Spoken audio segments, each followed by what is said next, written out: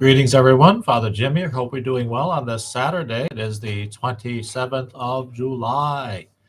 I'm just going to read from our gospel today as Jesus gives us another parable. Matthew chapter 13, beginning with verse 24. Jesus proposed a parable to the crowds.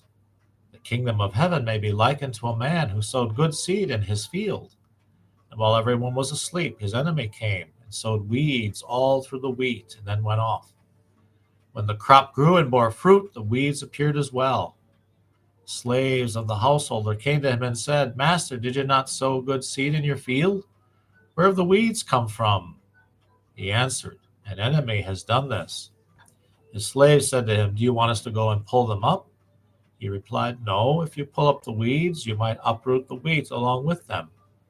Let them grow together until harvest. Then at harvest time, I will say to the harvesters, 'First collect the weeds and tie them in bundles for burning, but gather the wheat into my barn.'"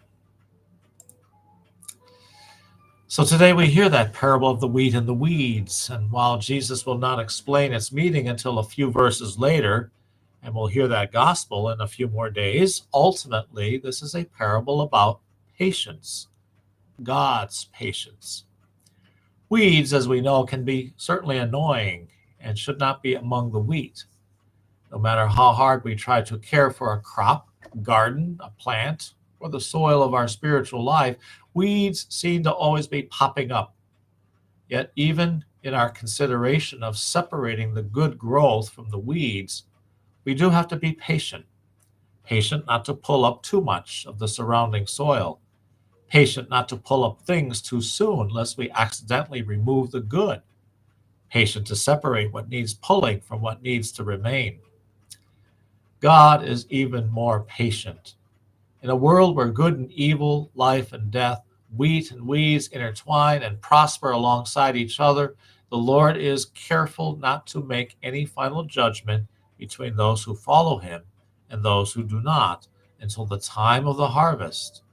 Until that judgment time, there is always opportunity for repentance. To stay with the parable metaphor, there is no need to weed at all. If that sounds ridiculous, it's because it is. It's ridiculous by our standards anyway. But when we speak about the kingdom of heaven, we're talking about God's love and mercy, not our human standards.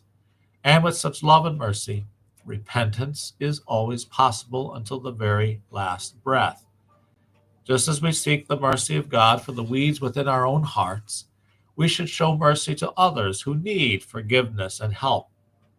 Our actions and words should convey truth so as to inspire the hearts of those around us, that we may be a witness of Christ to them. Great words to think about here on this Saturday. Hope your weekend's been going well. Get some good rest, family time. Make sure you pray as well. And let's keep praying for one another. Have a great Saturday, everyone. God bless you. Take care.